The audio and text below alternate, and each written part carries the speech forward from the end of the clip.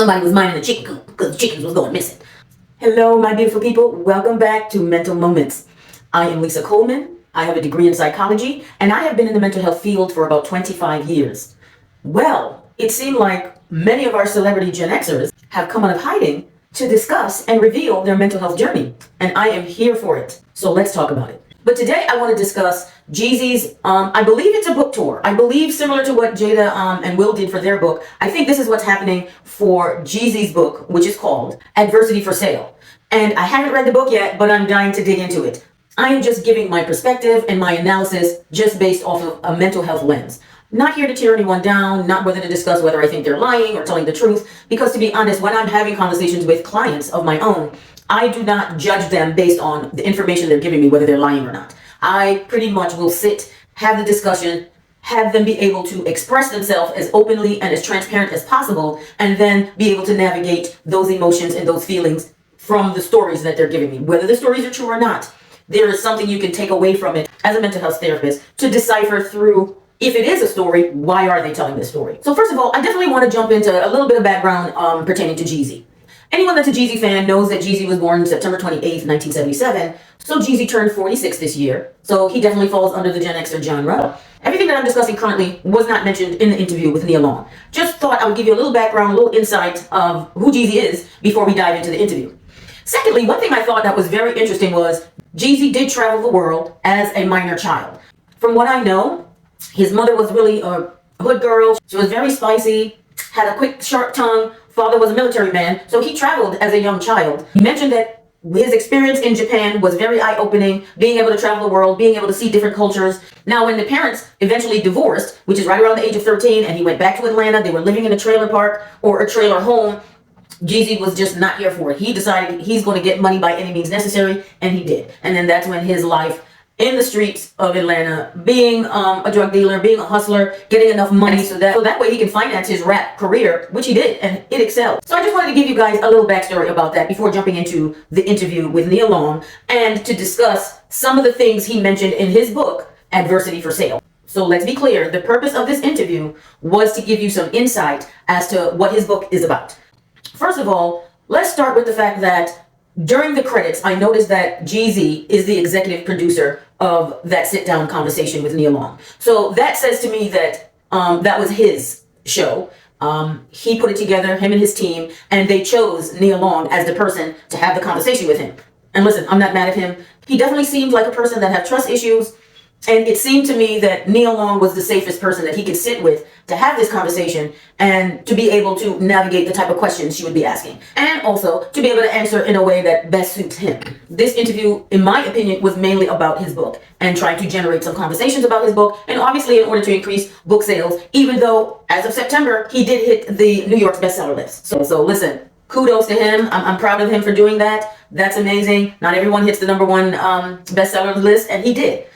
So let's jump right in to JEEZY's conversation with Nia Long. From my evaluation, this overall interview was pretty vague. It was pretty vague. And I'm speaking from a mental health counselor point of view. If I had a client in front of me and I was having a conversation with them and it was JEEZY and we were talking and he was discussing, you know, certain situations, discussing his mother, discussing his upbringing, discussing his experiences as a rapper, in my opinion, it was really vague. He did not get into much detail about his life as a child. Now, actually, in the beginning of the interview, he does mention and he slightly touches on actually experiencing molestation as a child. He touches on that. He doesn't really go too deep. Actually, it was Nia Long that mentioned, oh, was it molestation? But he stated he had sex at a very early age from an older adult that was a caregiver or a caretaker. And clearly these was experiences that he had that he was not able to divulge to anyone as a child, or he was fearful of divulging it. So at an early age, he stated he got involved with sex. Now, he never mentioned what age, how old he was. That was a little bit vague, so I'm not 100% sure. He did mention that him and his mom had a toxic relationship. Again, very surface. Not sure what was the toxicity in the relationship. He doesn't really go deep there, so I'm not 100% sure what levels of toxicity was it. Was it her language? Was she verbally abusive? Was she physically abusive? Was she neglectful? So he doesn't really go too deep. And of course, it's his prerogative. It's his prerogative because he is the executive producer. He is definitely the boss. So he can give as much as he'd like, or he can hold back on whatever information he'd like to hold back on. One thing I found interesting was he gave very explicit detail of his dreams of meeting his child self. This was two different conversations he had with Nia, but he was very explicit and very detailed about these dreams of meeting his child self, being able to have a conversation with his child self, being able to let his child self know that it's okay. I got you. You don't have to worry anymore. We made it through, and now I got you. The older me got you as far as the younger me. I thought that was amazing. I did love that he was able to detail those dreams. But again, his actual traumatic upbringing, which I'm sure he's probably going to be a little more explicit in the book, which I'm looking forward to reading, but he kept that pretty surface. And that's okay. Again, he does talk about his life. He just touches on surface, the life being a rapper, and how there was a lot of violence involved. There was a lot of drinking. He became an alcoholic. He did touch on that. He didn't get really deep. He did mention that alcohol was his vice. That was the terminology he used. He said that was his vice. That was something that he was heavy into. But what I found was interesting is that he realized there was things going on with family members while he was under the influence of alcohol that he was noticing it was happening. When he was inebriated, he stated that he was noticing, hey, things is not right. Things is happening. Let me tighten up. And he stopped on his own. But just decided, let me cut back on this alcohol. And that reminiscent of what I know as a street dude, and it probably dawned on him, again, this is my personal opinion, that it probably dawned on him, listen, I think my family is being slick and being sneaky. And when I'm drunk or passed out or laying out or something, probably things is coming up missing. Sticky fingers are starting to lift things from his environment. Because JEEZY did mention in this interview that he had huge entourage around him. Hundreds of people in his circle during his rap career. And to be honest, a lot of his tours, they had a lot of dudes on stage. He used to have a lot of people on stage when he was out rapping, and that was the era. That was the genre back then. When brothers came out on stage, they came out with a whole entourage. It was a lot of folks on stage at the same time. So I thought that was interesting. Again, not much detail, not diving deep on what actually happened, why he decided to stop drinking, and what was the linchpin moment of what was happening with his inner circle. Why he decided, hey, let me stay sharp. Because while I'm under the influences, things are happening. He didn't really go deep on what was happening. I would like to have known what was it. But he really didn't discuss that. He just said things were happening while he was under the influence, and he had to turn that around pretty quickly to make sure that somebody was minding the chicken coop because the chickens was going missing. Now, as the discussion continued with Nia, he started to talk about what changes he started to make in his life as he was touring. He started to peer down on all the big entourage. I'm just going to focus on my rap career. I'm going to go on these tours. I'm going to get my money. I'm going to dial back on all this drinking. I'm going to dial back on all these entourage and hundreds of people that I got around me. You know, he said he had some haters and he was bucking heads with a couple of them here and there. So when he traveled to certain towns, a lot of things would end up popping off. And he stated at one point, while he was trying to, be a better person, there were 70 cops backstage waiting to arrest him on one of the tours he were on. Now, again, he kept it real surface. He didn't say what he was arrested for. He didn't say why the 70 cops were backstage waiting to arrest him. Now, because JEEZY had a whole lot of money at this time, they had $1 million bond on the people that was with him. And I believe he said it was roughly about maybe 10 or so people locked up with him at that time. And he was like $1 million times 10 people. And he decided, no, I'm not leaving. I'm going to stick it out. And I'm going to stay in jail so that way I want to get everybody out. I just don't want to leave these people in jail. And I commend that. That speaks volumes. That's just to let you know, while he was still in his thug mindset, while he was still out there riding around and getting it and getting his money, this clearly shows to me that he had integrity. He wasn't just going to bond himself out being JEEZY and just leave all his entourage behind. So he made sure that he was going to do whatever he needed to do to get everyone at the same time bonded out, which would have been $10 million.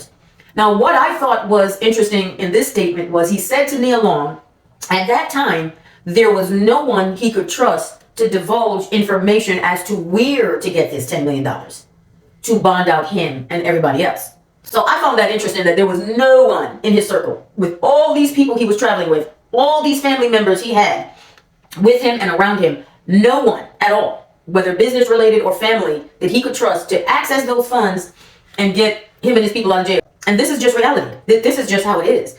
You could be living this amazing, great life and have all these people around you, but still trust no one. And to be honest, when you come up on the streets and you're living that thug life, although you have a huge circle of people around you, 99% of the time, no one is still trusted.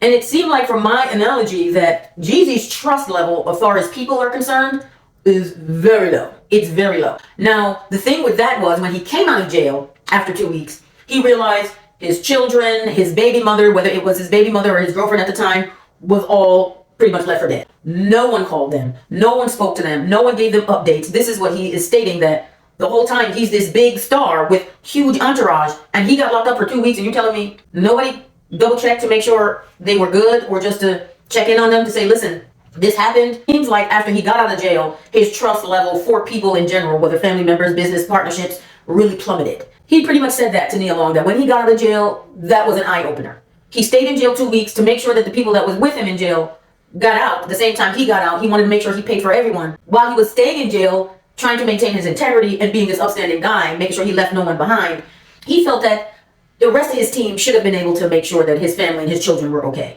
And I agree. Like, clearly, if you have people in your circle and you're thinking that this is your team, this is your family member, yes, I'm assuming that you would expect them to have your back. But he stated they didn't. They didn't. So that part of his life really had a huge effect on him mentally and changed how he handled people in his circle. Nia Long got into discussing forgiveness. And according to JEEZY, he stated that he is on that journey of forgiveness, where he started having conversations with his mother, started on that path of forgiving. He was able to write a letter to her. She did pass away, so he talked about going to her gravesite, writing a letter, freeing little JEEZY, which is the child who went through the traumatic experiences with his mother, who suffered the most from his mom, which was the younger version of him. And he said he wrote a very heartfelt letter, went to her gravesite, read the letter, and he felt released. He felt like he was able to forgive her by saying it out loud. Listen, I forgive you. Which I think that part of the conversation was pretty powerful. Again, he never really went into any details as to what his trauma was. Also, it was brought up or discussed with him and Nia about other family members. And was he able to forgive them? Now, JEEZY stated that he struggles with that. He struggles with forgiving certain other family members. He pretty much stated that these family members have done him dirty. And I mean, he said it several times. They did me dirty, real dirty. He don't know if he can forgive them.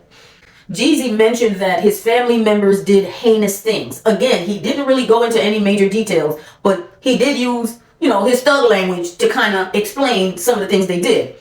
And if you are a person that is of the streets, or ever grew up in the streets, or know anything about hood language, when a person says they tried to cross me out, they tried to set me up, and they stole from me, that's not something that's super, super easy to forgive.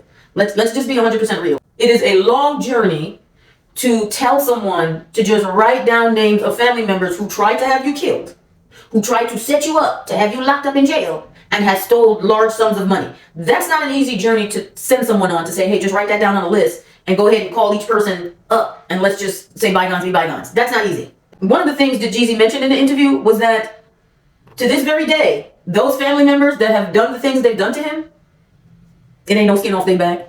He said they don't even think about it. He said life goes on for them. And now, obviously, the main topic, which everybody was waiting for in the interview that didn't come to the very end, was his marriage to Jenny Mine. Again, that was glazed over. No deep details, no deep information, which JEEZY pretty much said that because of his integrity, he's not going to speak much on it. And I get that. The process is still ongoing. The whole divorce thing is still happening. You can't really say much about it because there's some legalities involved. I get it. He did state in the interview, when Nia asked, have you guys both went to therapy? He said yes. She asked JEEZY, has therapy worked for the two of you? He said no, therapy did not work.